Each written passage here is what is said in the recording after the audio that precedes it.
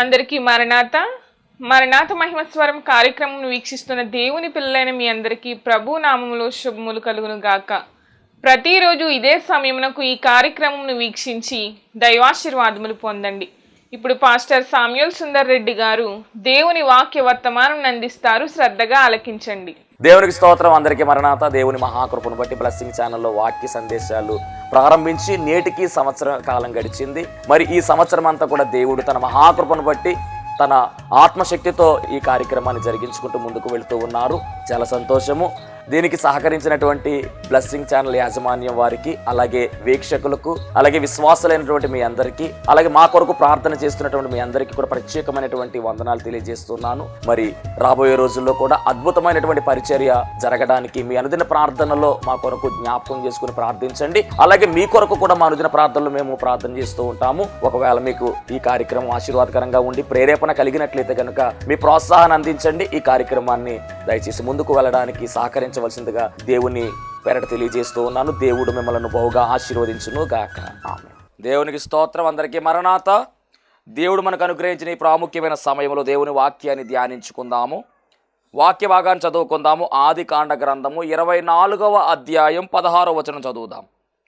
ఆదికాండము 24వ అధ్యాయం 16వ వచనం. ఆ చిన్నది మిక్కిలి చక్కనిది, మహాపరిశుద్ధుడా, మహిమగల దేవా, ప్రేమాస్వరూపి, దయగల యేసు క్రీస్తు ప్రభువాని ఘనమైన నామానికి వందనాలు, స్తోత్రాలు, స్తుతులు చెల్లించుకొనుచున్నాం.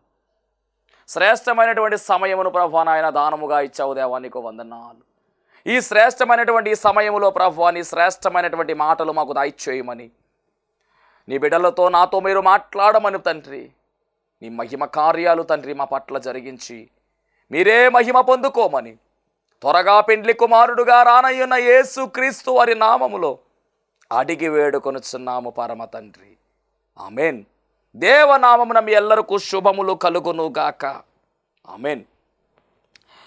చదవబడినటువంటి వాక్య భాగము మనం పరిశీలన చేసినట్లయితే ఆదికాండము 24వ అధ్యాయం 16వ వచనంలో ఒక మాట మనం చదివాం. ఆ చిన్నది మిక్కిలి చక్కనిది, ఆ చిన్నది మిక్కిలి చక్కనిది అనేటటువంటి మాట మనకు కనబడుతూ ఉంది. ఇక్కడ మరి చెప్పబడుతున్నటువంటి చిన్నది ఎవరు అంటే కనుక రిబ్కమ్మ. రిబ్కా అనేటటువంటి ఆమె ఇక్కడ మనకు కనబడుతూ ఉంది. ఈ రిబ్కా అనేటటువంటి ఈ చిన్నది, ఈమె గురించి మనం తెలుసుకునే ముందు పరిశుద్ధ గ్రంథమైనటువంటి బైబిలు గ్రంథములో 7 చిన్నవారు కనబడుతున్నారు. ఆడవారిలోనే 7 చిన్నవారు. ఈ 7 చిన్నవారు కూడా 7 అద్భుతమైనటువంటి పనులు చేశారు. ఈ 7 చిన్నవారు కూడా ఎవరిని చూపిస్తున్నారంటే వధువుగా సిద్ధపడుతున్నటువంటి మనలనే చూపిస్తూ ఉన్నారు. ఈ 7 చిన్నవారిలో ఉన్నటువంటి 7 లక్షణాలు మనం కలిగి ఉండాలి. వరుడైన యేసుక్రీస్తు ప్రభువారు చిన్నోడుగా కనబడుతున్నాడు. ఇక్కడ వీరు చిన్నవారిగా కనబడుతూ ఉన్నారు.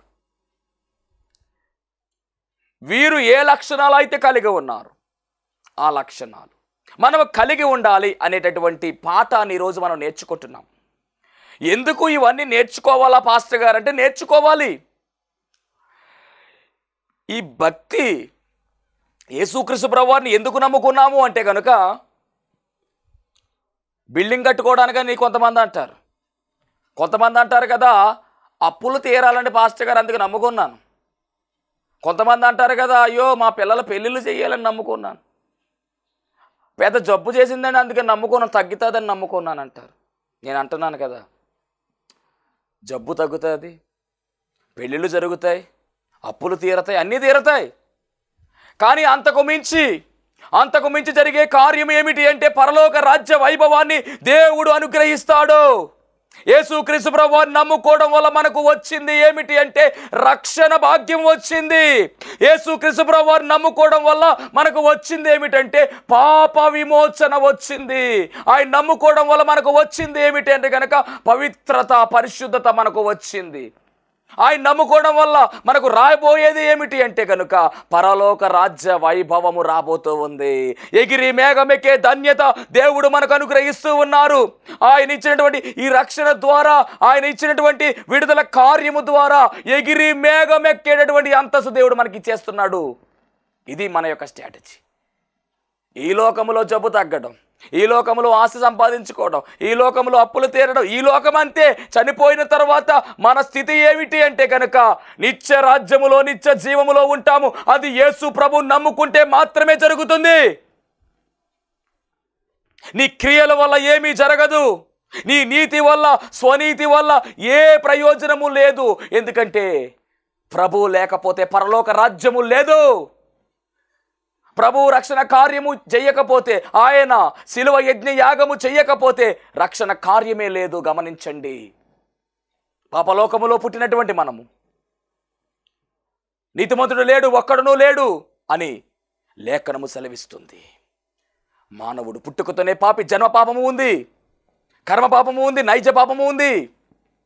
మానవుడు నిలువెల్లా పాపిగా పిలువబడుతున్నాడు. నిలువెల్లగా పాపి, నిలువెల్ల విషము కలిగాడు. పాపమనే విషము ధరించుకుని ఉన్నాడు. నిలువెల్లా విషముతో పాపిగా ఉన్నాడు. మరి ఈ పాపి పరిశుద్ధ పట్టణమైనటువంటి పరలోకానికి వెళ్ళగలడంటే వెళ్ళలేడు. కానీ వెళ్ళడానికి కావలసిన పరిశుద్ధత ఇవ్వడానికే యేసు క్రీస్తు ప్రభువారు ఈ లోకానికి వచ్చేసాడు. అంటే యేసయ్యను నమ్ముకుంటే మనకు వచ్చేది ఏమిటంటే పరలోకం వస్తుంది. యేసయ్యను నమ్ముకుంటే మనకు వచ్చేది ఏమిటంటే నిత్య జీవం వస్తుంది. యేసయ్యను నమ్ముకుంటే మనకు వచ్చేది ఏమిటి అంటే నిత్య జీవములో నిత్యము ఆయనతో ఉండే అవకాశం వస్తుంది. అంత మాత్రమే కాదు, మనలను పరిశుద్ధులుగా మార్చివేసి పరిశుద్ధ కన్యకగా మనలను సిద్ధపరుస్తూ ఉన్నాడు ఆయన. పవిత్రురాలనే కన్యకగా సిద్ధపరుస్తూ ఉన్నాడు ఆయన. వరుడుగా ఆయన ఉంటే వధువుగా మనము కూర్చునే అవకాశాన్ని దేవుడు మనకు అనుగ్రహించాడు. అర్హత లేని మనకు అర్హతను కలిగించాడు. అందుకనే ప్రభువును నమ్ముకుంటే ఇట్టి అర్హత మనకు వస్తుంది. పెండ్లి కుమారుడుగా ఆయన ఉంటే పెండ్లి కుమార్తెగా మనం ఉంటాం. చిన్నోడుగా ఆయన ఉంటే చిన్నదానిగా మనం ఉంటాం. ఎంత గొప్ప ధన్యత ఇది.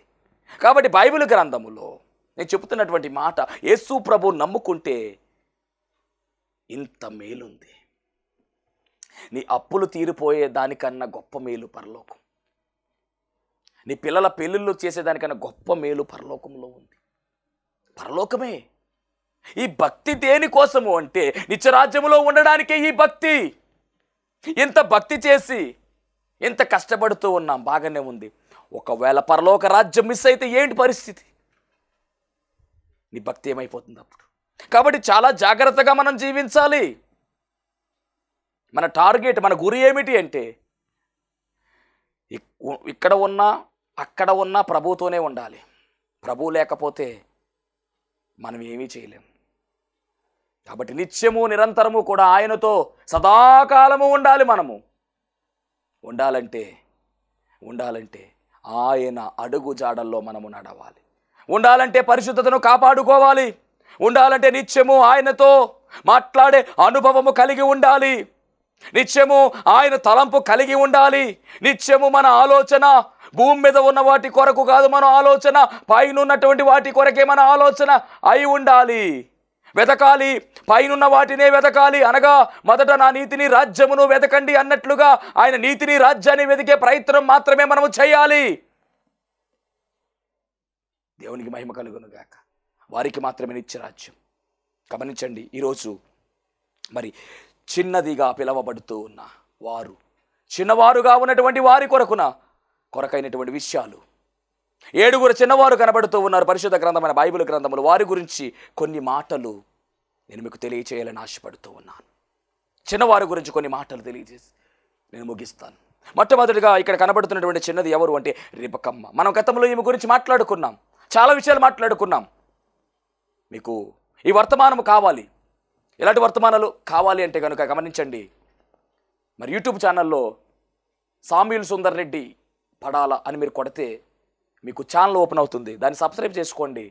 ఇంకా మరిన్ని వర్తమానాలు ఆ యొక్క ఛానల్లో పొందుపరిచాం. మీరు చూడొచ్చు, వినొచ్చు. రాసుకోవచ్చు, ఇతరులకు బోధించవచ్చు. దేవుని మహిమ కలుగును గాక. ఇక్కడ మనం గమనించినట్లయితే కనుక రెబెక్కమ్మ గురించినటువంటి విషయాలన్నీ కూడా ఆ ఛానల్లో మనకు కనబడుతున్నాయి. మరొక పర్యాయం చెప్తూ ఉన్నాను. సామ్యూల్ సుందర్ రెడ్డి పడాల అనేటటువంటి యూట్యూబ్ ఛానల్ని దయచేసి సబ్స్క్రైబ్ చేసుకోండి, వీక్షించండి. ఈ వాక్యాలన్నీ కూడా దాంట్లో పొందుపరిచాం. ఇక్కడ ఈ మిక్కిలి చక్కనిది రెబెక్కమ్మ, మంచి లక్షణాలు ఈమెలో మనకు కనబడుతూ ఉన్నాయి. చక్కదనము అనగా ఆత్మీయ సౌందర్యము కలిగినటువంటి ఆమెగా, ఈమె సహాయ గుణాన్ని కలిగినటువంటి ఆమెగా, అంత మాత్రమే కాదు చురుకైనటువంటి ధనమును కలిగినటువంటి ఆమెగా ఈమె కనబడుతూ ఉంది. చక్కనిది అంటే మనము కూడా చక్కని లక్షణాలు, రెబెక్కమ్మలో ఉన్నటువంటి లక్షణాలు మనం కలిగి ఉండాలి అని దేవుని వాక్యము చాలా స్పష్టముగా చెబుతూ ఉంది. రెబెక్కమ్మలో ఉన్నటువంటి లక్షణాల్లో మీకు జ్ఞాపకం చేస్తాను నేను. ఎలియాజరు మరి బావి దగ్గర కూర్చున్నాడు. రెబెక్కమ్మ కడవ భుజాన పెట్టుకొచ్చింది. రెబెక్కమ్మ నీటిని తీసుకొని కడవ పట్టుకు వెళ్ళిపోతుంటే ఎలియాజరు అనగా అబ్రహాము యొక్క దాసుడు ఎలియాజరు అంటాడు కదా, అమ్మ నాకు దాహం వేస్తుందమ్మా, కొన్ని మంచినీళ్ళు పోయమ్మా అంటే, నేటి కాలంలో వారు మంచినీళ్ళు పోస్తారంటే పోయిర్రు, కానీ కడవ జాగ్రత్తగా దించి మంచినీళ్ళు పోసింది. అంత మాత్రమే కాదు, ఒంటెలకు కూడా నీళ్లు పోస్తానని ఆయన అడగకుండానే ఇచ్చింది. ఇది ఈమెలో ఉన్నటువంటి లక్షణం. అందుకనే ఈ చిన్నది మిక్కిలి చక్కనిది. ఈ చక్కనిలో చాలా లక్షణాలు ఉన్నాయండి. సహాయపడేటటువంటి లక్షణము. అంత మాత్రమే కాదు, ఈమె గురించి చెప్తున్న మాట ఏమిటంటే ఈమె కన్యక. అంటే ఈ చక్కని చిన్నది ఒక ప్రక్కన కన్యకగా కనబడుతుంది, ఒక ప్రక్కన సహాయపడే లక్షణం కలిగి ఉన్నదిగా కనబడుతుంది. పైగా ఎక్కడా ఆలస్యం లేకుండా త్వరగా ఆ నీటిని మరి బావి దగ్గరికి వెళ్ళడం, ఉంచడం, పోయడం. ఈ ఒంటెలకు కూడా పోసిందంట. అంటే చురుకుదనం కూడా కలిగినటువంటి ఆమె. దేవునికి స్తోత్రం. అంత మాత్రమే కదా, పరిగెత్తుకుంటూ వెళ్ళింది. పరిగెత్తే లక్షణం కూడా ఈమెలో ఉందని. ఇవన్నీ కూడా వధువుకు ఉండవలసిన లక్షణాలని మనం గతంలో మాట్లాడుకున్నాం. ఆ తర్వాత ఇంటికి వెళ్ళిన తర్వాత వాళ్ళ అన్నయ్య అడుగుతాడు లాబాను, అమ్మ నువ్వు ఎలియాజర్ గారు కూడా వెళతావా ఇలాగా అని చెప్తే వెళతానంటుంది. అంటే సిద్ధపాటు కలిగిన ఆమె. నేను వెళ్ళను, ఎందుకంటే దేశం కాని దేశం వెళ్ళాలి, వెళ్ళనని చెప్పాలి, కానీ చెప్పలా, వెళతానని చెప్పింది. అలాగే ప్రభు సడన్గా వస్తే కనుక మనము కూడా వెళ్ళిపోవాలి, అంత సిద్ధం కలిగి ఉండాలి. అందుకనే ఈమె ఈ రెబెక్కమ్మ చక్కనిది, మిక్కిలి చక్కని చిన్నదంటండి. ఈ చక్కని లక్షణాలు మనలో ఉండాలి. ఇతరులకు సహాయపడే లక్షణం కావచ్చు. అలాగే కన్యక పరిశుద్ధం చూపిస్తుంది, ఆ లక్షణం కావచ్చు. చురుకుదనం కలిగినటువంటి ఆమెగా. అలాగే పరిగెత్తేటటువంటి లక్షణం ఉంది ఈమెలో, ప్రభువు కొరకు పరిగెత్తాలి. అలాగే మనం గమనించినట్టయితే కనుక సిద్ధపడేటటువంటి లక్షణం కూడా ఈమెలో ఉంది. అలాగే మరి ఎలియాజర్ గారు కూడా వెళ్ళిపోయిన తర్వాత ఆ ప్రాంతానికి వెళ్ళిన తర్వాత ఇస్సాకు గారు ధ్యానం చేసుకుని వస్తూ ఉంటే అప్పుడు ఎవరని అడిగితే ఇలాగ నువ్వు చేసుకోబోయేటటువంటి వ్యక్తి అని చెప్తే వెంటనే ముసుగు వేసుకుంది. అంటే ఒక గౌరవాన్ని తెలియజేస్తుంది. లోబడే తత్వం అంటారు దాన్నే. అంటే లోబడేటటువంటి తత్వం కలిగినటువంటి లక్షణం కూడా ఈమెలో ఉంది. అందుకనే ఈ రెబెక్కమ్మ మిక్కిలి చక్కని చిన్నదయ్యింది. మిక్కిలి చక్కని లక్షణాలు మనలో ఉండాలి. ఈ లక్షణాలను మనం కలిగి ఉండాలి. మరి ఈ లక్షణాలు కలిగి ఉంటే వరుడైనటువంటి యేసుక్రీస్తు ప్రభువు వారికి మనము సరైనటువంటి జోడిగా పిలువబడతాం. ఎంత గొప్ప ధన్యత.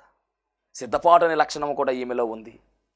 కాబట్టి ఈ రెబెక్కమ్మలో ఉన్నటువంటి లక్షణాలు మనం కలిగి ఉండాలి.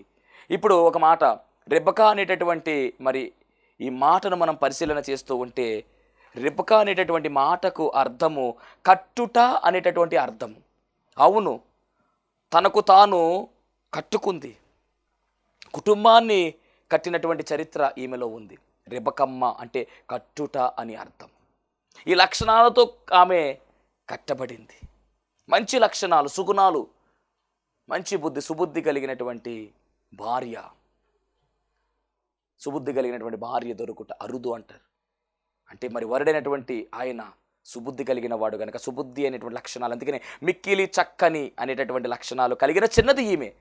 అందరు చిన్నవారే. 7 చూపిస్తాను ఈరోజు మీకు. మొదటిగా చూపించేది ఎవరంటే కనుక రిబ్కా అనేటటువంటి చిన్నది, మిక్కిలి చక్కనిది. ఈ లక్షణాలు మనలో ఉండాలి. ఇక రెండవ చిన్నది ఎవరు అంటే కనుక, రెండవ చిన్నది మనము చూసినట్లయితే కనుక పరిశుద్ధ గ్రంథములో రెండవ చిన్నది నిర్గమకాండము 2వ అధ్యాయము 4వ వచనములో చెప్పబడుతున్నటువంటి చిన్నది. నిర్గమకాండము 2:4లో చెప్పబడుతున్నటువంటి చిన్నది. వానికి ఏమి సంభవించునో తెలుసుకొనుటకు వాని అక్క దూరముగా నిలిచుండెను. దేవునికి స్తోత్రం. ఇక రెండవ చిన్నదాని గురించి మనం ఆలోచన చేస్తూ ఉంటే కనుక ఇక్కడ కనబడుతున్నటువంటి రెండవ చిన్నది ఎవరు అంటే కనుక మిర్యాము అనే విషయాన్ని మనం గమనించాలి. ఈమె రెండవ చిన్నది, పరిశుద్ధ గ్రంథములో రెండవ చిన్నది. ఈమె గురించి మరి మనము చూసినట్లయితే కనుక 2:8 చదువుదాం ఒకసారి. అందుకు ఫరో కుమార్తె వెళ్ళుమని చెప్పగా ఆ చిన్నది వెళ్ళి ఆ బిడ్డ తల్లిని పిలుచుకొని వచ్చాను. ఇక్కడ కూడా చిన్నదని చెప్పారు చూసారా. అందుకని ఈ చిన్నది ఎవరు అంటే కనుక మిర్యాము అనేటటువంటి చిన్నది.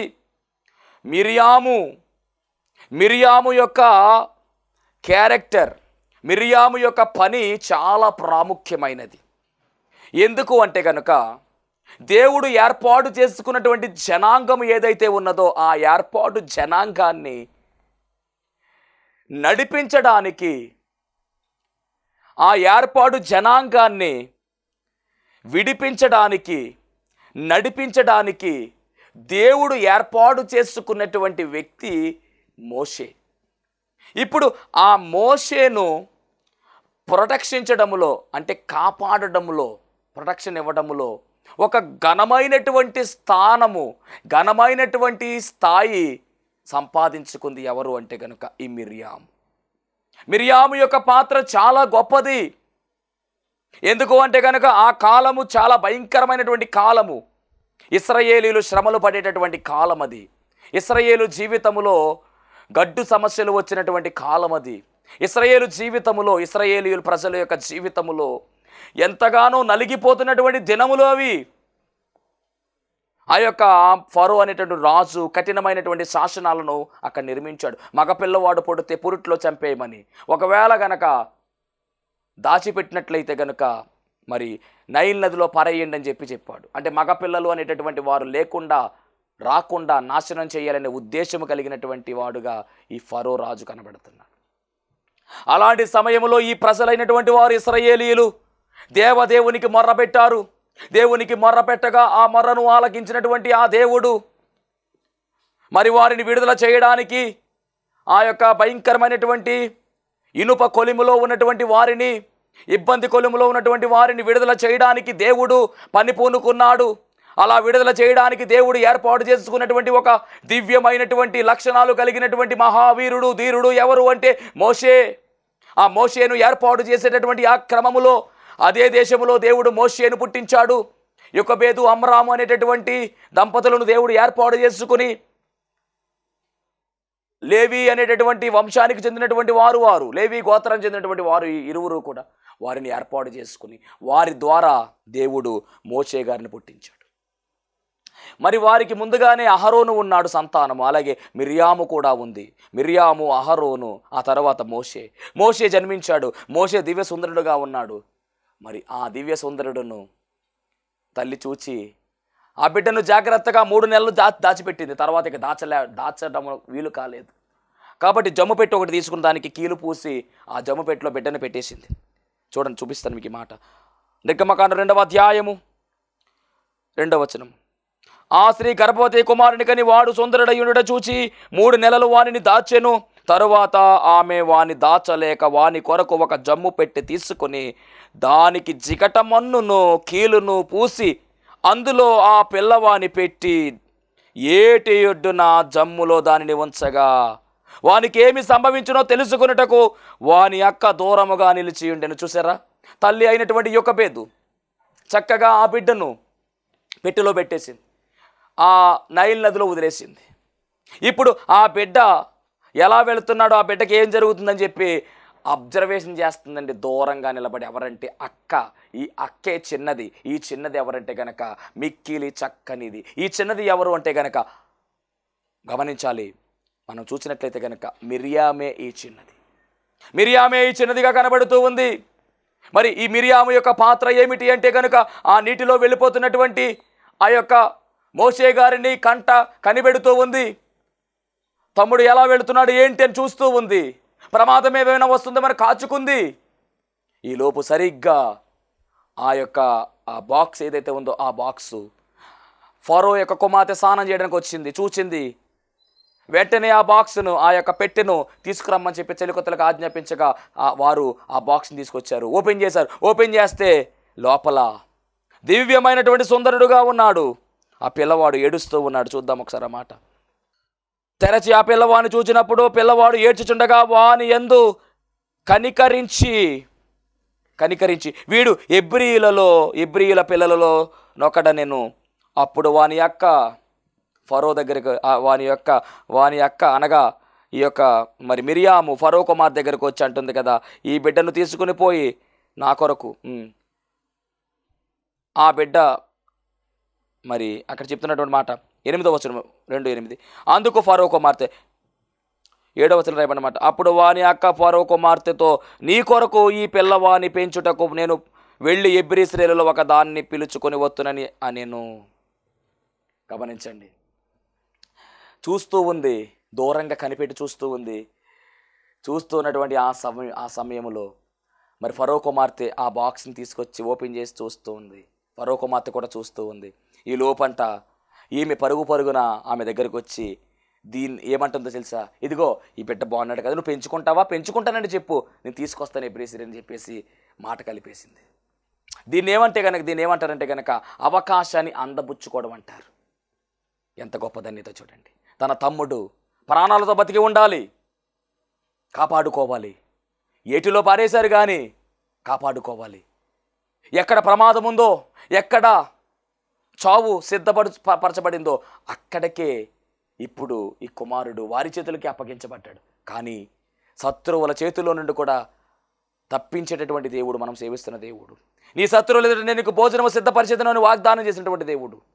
కనుకనే ఎవరైతే మరణ శాసనాన్ని పురవాయించారో వారి కుటుంబంలోనికే ఇప్పుడు ఈ మోషే గారు వెళుతూ ఉన్నారు. ఇది మరీ అద్భుతము. దేవుని యొక్క మహాకార్యం ఇది. దేవుని యొక్క మహిమ కార్యం అనే విషయాన్ని దేవుని సేవకునిగా తెలియజేస్తూ ఉన్నాను. దేవునికి మహిమ కలుగునుగాక. నిర్గమకాండములో మనం పరిశీలన చేస్తూ ఉన్నాం ఈ మోషే గారి యొక్క కార్యం. ఇప్పుడు ఈ మిరియాము ఏమి చేస్తుంది అంటే కనుక మరి ఆ ఫరో కుమార్ దగ్గరికి వచ్చి, అమ్మా నువ్వు పెంచుకుంటానంటే చెప్పు, ఎబ్రీ స్త్రీలను తీసుకొస్తాను ఒక ఆవిడని చెప్పేసి మరి అవకాశం అందబుచ్చుకుంది. ఆ ఫరో కుమార్తె ఏమీ మాట్లాడలేదు, సరే అన్నది. వెంటనే ఏమేం చేసిందంటే తన తల్లినే తీసుకువెళ్ళిపోయింది అక్కడికి. అంటే మోషే గారి యొక్క తల్లినే తీసుకుని వెళ్ళిపోయింది. చూడండి ఎంత అద్భుతమైన కార్యం జరిగిస్తుందో ఈ చిన్నది.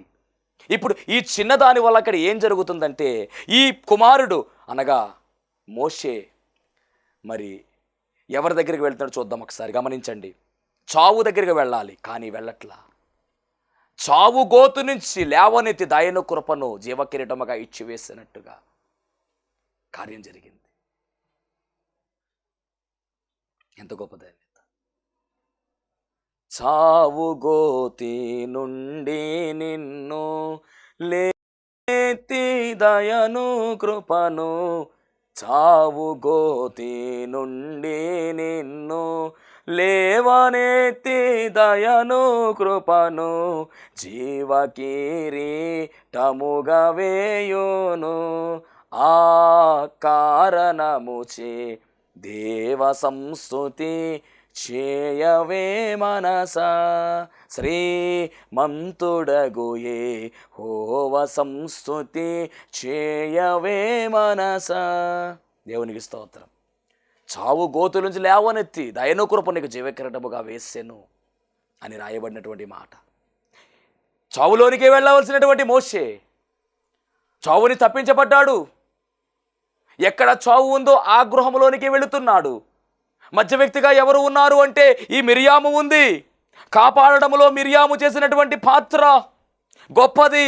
తన తమ్ముడిని కాపాడుకుంది, అవకాశం అందబుచ్చుకుంది.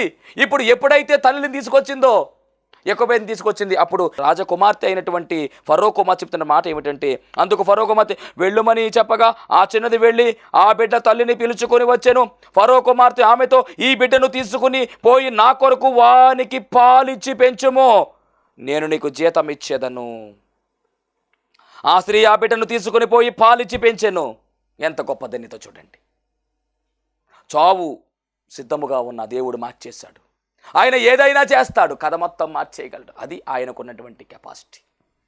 ఇక్కడ మెయిన్ పాత్ర ఎవరిది అంటే కనుక మిరియామిదే. తన తమ్ముడిని కంట కనిపెట్టుకుంటూ రాజకుమార్ దగ్గరికి వెళ్ళి వెంటనే అవకాశం అందబుచ్చుకుని ఆ రాజకుమార్తెకు ఆలోచన రాకుండానే ఆలోచన పుట్టించింది. అంటే తన తమ్ముడిని కాపాడుకోవడంలో, రక్షించుకోవడంలో ఈమె పాత్ర చాలా గొప్పది. కాపాడుకోవడంలో ఈమె పాత్ర చాలా గొప్పదనే విషయాన్ని ఈరోజు మనము తెలుసుకోవాల్సిన వారమై ఉన్నాము. తన తమ్ముడిని రక్షించుకునేటటువంటి చిన్నదిగా ఈ చిన్నది కనబడుతుంది. రక్షించడము, కాపాడడము అనే లక్షణాలు ఈ మిరియాములో ఉన్నాయి. మహాపరిశుద్ధుడ, మహాగణుడ, మహిమగల దేవాని ఘనమైన నామానికి వందనాలు, స్తోత్రాలు. ప్రభువా, ఇదిగో 7 చిన్నవారి గురించి మీరు మాట్లాడారు తండ్రి. వారిలో లక్షణాలు మేము కలిగి ముందుకు సాగడానికి సహాయం దయచేయండి నాయన. ప్రతి ఒక్కరిలో తండ్రి నాయన, ఇదిగో ఈ 7 లక్షణాలు ఉండాలంటున్నావు. వధువుగా ఉండాలంటే ఈ 7 లక్షణాలు ఉండాలి కనుక ఆ 7 లక్షణాలు ప్రభువా నాయన మేము ధ్యానించుకున్నాం తండ్రి. ధ్యానింపబడినటువంటి ఈ వాక్యము నాయన నీ బిడ్డల హృదయాల్లో తండ్రి నాయన పదిలపరచి ఫలింపులోకి తీసుకురమ్మని, వధువు సంఘములో వధువు యొక్క అంతస్తులోనికి నడిపించమని, బిడ్డలను దీవించి కాపాడమని యేసు నామములో అడుగుచున్నాం పరమ తండ్రి, ఆమేన్. అందరికీ మరణాత. దేవునికి స్తోత్రం. అందరికీ వందన మరణాత తెలియజేస్తున్నాను. మరణాత మహిమస్వరం అనే ఆధ్యాత్మిక కార్యక్రమాన్ని వీక్షిస్తున్న మీ అందరికీ కూడా మరొక పర్యాయము ప్రభు పేర వందన మరణాత తెలియజేస్తూ ఉన్నాను. మరి ఈ కార్యక్రమము ఎంతో ఆశీర్వాదంగా ఉందని, ఈ కార్యక్రమం ద్వారా ఎన్నో మేలు పొందుకున్నామని మరి మీరు అందరూ కూడా ఫోన్ కాల్ చేస్తూ ఉన్నారు. చాలా సంతోషము. ఎన్నో అద్భుత ఆశ్చర్యకార్యాలు దేవాదేవుడు ఈ కార్యక్రమం ద్వారా జరిగిస్తూ ఉన్నారు. దేవుని నామమునికి మహిమ కలుగునుగాక. మరి మీరు చూస్తున్నటువంటి ఈ యొక్క షెడ్ గురించి గతంలో మీకు చెప్పడం జరిగింది. యజమానుడు మరి దీన్ని బేరం పెట్టారని చెప్పేసి, దీన్ని తీసుకుంటే ఇక్కడ ఆరాధన జరుగుతుంది, లేకపోతే మనం బయటికి వెళ్ళాలనేటువంటి పరిస్థితిని మీకు చెప్పినందుకు చాలామంది మరి సహకరించారు. కొంతమంది మరి అమౌంట్ పంపించడం జరిగింది, అలాగే ప్రార్థన చేయడం జరిగింది. దేవుని మహాకృపను బట్టి పంపించినటువంటి కొంత అమౌంట్ మరి యజమానుడికి కట్టడం జరిగింది. ఇంకా చాలా అమౌంట్ మనము వారికి ఇవ్వాల్సి ఉంది కనుక మరి ఈ కార్యక్రమాన్ని వీక్షిస్తున్నటువంటి మీకు ఎవరికైనా కనుక ప్రేరేపణ కలిగినట్లయితే కనుక మరి మీ వంతు సహకారాన్ని అందించండి. ఈ దేన సేవకునికి మీ యొక్క సహకారం అందించి ఈ సేవను మరి ముందుకు వెళ్ళేలాగా సహకరించవలసిందిగా ప్రభు పేరు తెలియజేస్తూ ఉన్నాను. మీకు ఎవరికైనా కనుక మరి ప్రేరేపణ కలిగినట్లయితే కనుక స్క్రీన్ మీద కనపడుతున్నటువంటి ఆ నెంబర్కి ఫోన్పే చేయండి, లేదా ఫోన్ చేసినట్లయితే కనుక నేనే స్వయంగా మాట్లాడతాను. మీ సహకారాన్ని అందించండి. ప్రభు పనిలో మీరు కూడా పాలి భాగస్తులు కావాల్సిందిగా ప్రభు పేరు తెలియజేస్తున్నాను. అందరికీ మరణాత.